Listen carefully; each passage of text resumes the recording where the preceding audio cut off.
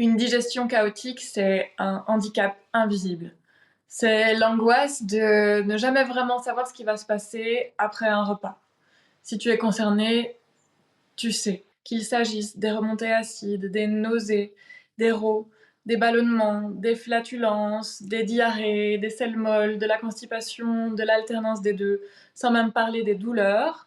Tout ça n'est pas normal. Tout ça indique un déséquilibre digestif. J'ai expérimenté plusieurs de ces symptômes suite à la maladie auto-immune de la thyroïde qui a accéléré mon transit.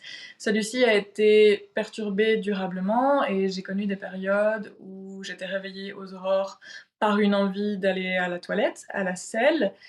Et globalement, même si j'y allais plusieurs fois par jour, quasi à chaque repas, je n'avais jamais l'impression d'avoir tout évacué. Donc j'avais une envie constante d'aller à la toilette. Je souffrais probablement d'un manque d'acidité à l'estomac et aussi d'une dysbiose dite de putréfaction. Ça veut dire que je ne digérais pas bien les protéines. Et donc mes paix étaient très odorants, je ballonnais énormément et donc j'avais énormément de gaz à évacuer. Et ça a été vraiment une source de gêne, voire de honte pour moi. On m'a aussi diagnostiqué des intolérances qui sont en réalité, dans le jargon des hypersensibilités, au gluten, aux œufs et à la banane. Donc autant te dire que ma fenêtre alimentaire s'est drastiquement réduite. À l'époque, j'étudiais déjà la nutrithérapie et j'ai fait le choix de me faire suivre par un médecin qui avait fait les mêmes études que moi, un médecin qui était très orienté vers des pratiques alternatives et douces, donc qui me correspondait vraiment. Et ce qu'on avait mis en place, c'est l'éviction des aliments auxquels j'étais intolérante, la prise d'acide pendant les repas pour pallier au manque de production de mon estomac, et des probiotiques ciblés. Donc, comme on avait fait une analyse de sel, j'ai pu prendre uniquement des souches dont mon microbiote était a priori déficient. Au début, j'ai connu une nette amélioration, mais le souci, c'est que les probiotiques coûtaient quand même assez cher et qu'après à peu près un an, j'ai souhaité arrêter. Et là, mes problèmes sont revenus. Selon moi, le problème de cette approche, c'est qu'elle est symptomatique. Elle vise à éliminer des symptômes qui sont l'expression des difficultés d'un corps à fonctionner normalement dans les conditions dans lesquelles il est obligé de vivre. Ces conditions, elles comprennent évidemment l'alimentation, mais il y a plein d'autres aspects du mode de vie qui peuvent influer sur la digestion, notamment le stress chronique. Et en pratiquant des évictions ou en prenant des compléments ou même des médicaments, on essaye en fait de corriger le corps, de lui dire écoute, ce que tu fais là, ça nous arrange pas, c'est pas bien, on aimerait que tu fonctionnes autrement, alors que lui, il attend juste qu'on lui donne ce dont il a besoin pour pouvoir retrouver l'équilibre.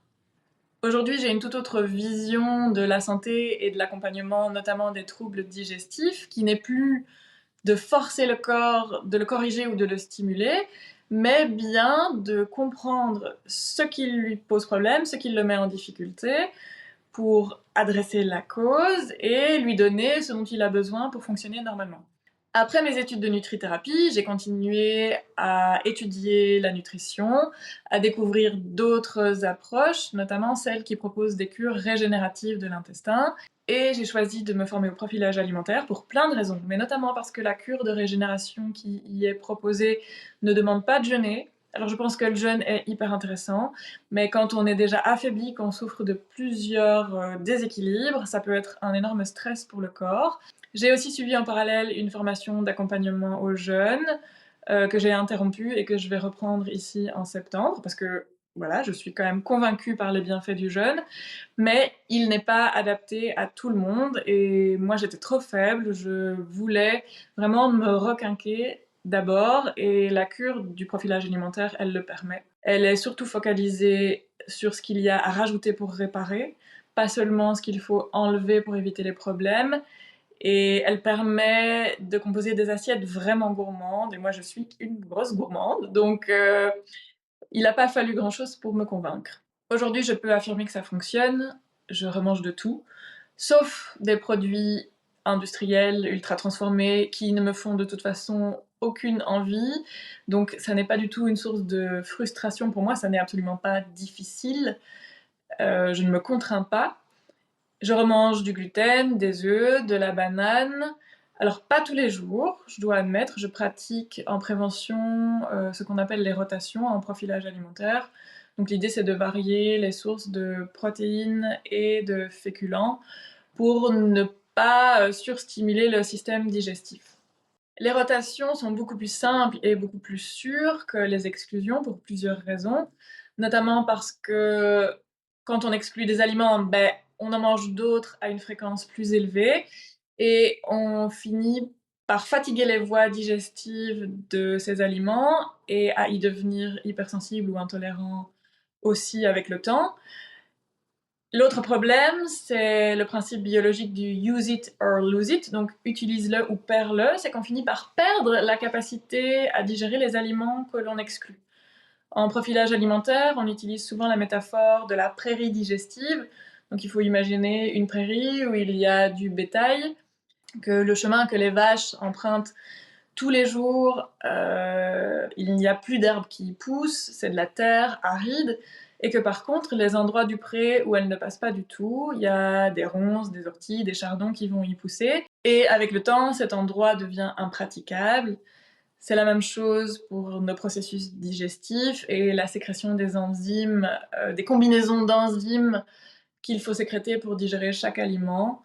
Le corps a une tendance à se défaire des mécanismes qu'il n'utilise pas par souci d'économie et donc voilà. Exclure à long terme, pour moi, c'est vraiment plus une solution que j'envisage. Donc, je remange de tout parmi les aliments originels et mon transit, il est beaucoup plus régulé. Mes selles sont moulées 90% du temps, 90% du temps. Donc c'est pas encore parfait, c'est certain. Mon corps, il a souffert pendant des années. On m'a diagnostiqué une maladie auto-immune quand j'avais 12 ans, puis une maladie dégénérative. Donc il n'a pas reçu ce dont il avait besoin pendant longtemps. Et là, en un an à peu près, j'ai pas fait un an de cure, hein, loin de là, mais le changement, il est radical. Et ça a eu aussi des conséquences positives sur les maladies que je viens de citer. Ma santé globale s'est nettement améliorée.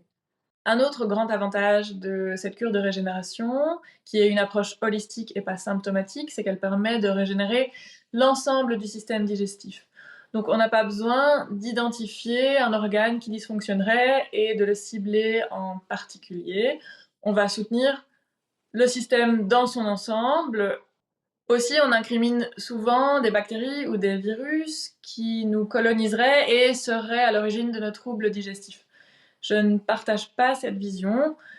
Certes, quand on a une dysbiose, un SIBO ou un Helicobacter pylori, il y a une prolifération d'un microbe, mais pour moi, celle-ci est une conséquence d'une digestion défaillante parce que ceux-ci, ce sont un peu des fossoyeurs. Ils viennent nous aider à éliminer les déchets ou les aliments partiellement digérés qui ne peuvent pas rester en cet état et ils nous aident finalement à terminer le travail et à les évacuer.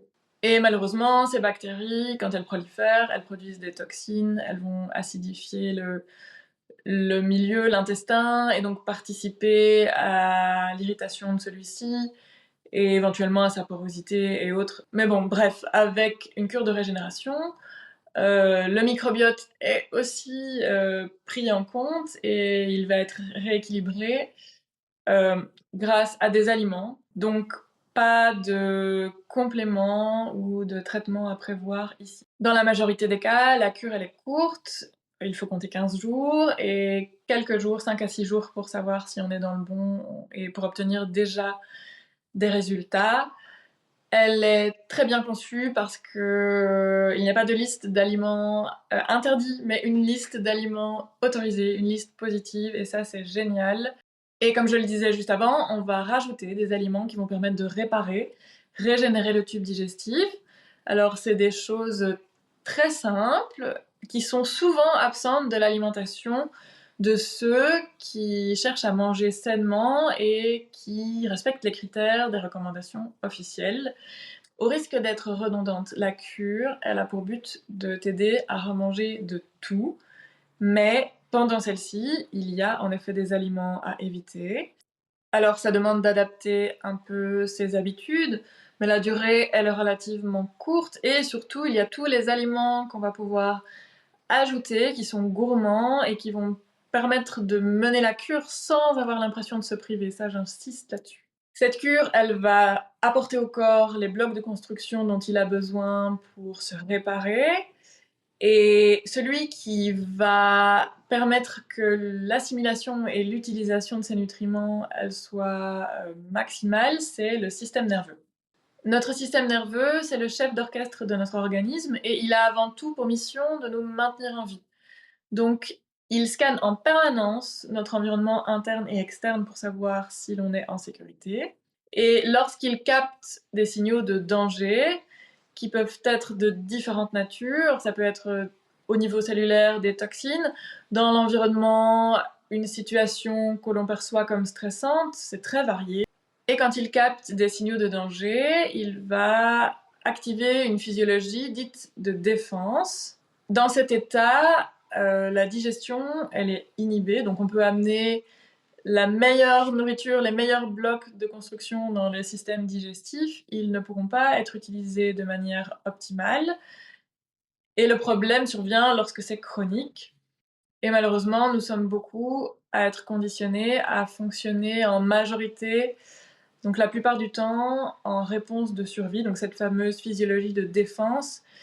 Et ça peut ruiner bien des efforts alimentaires.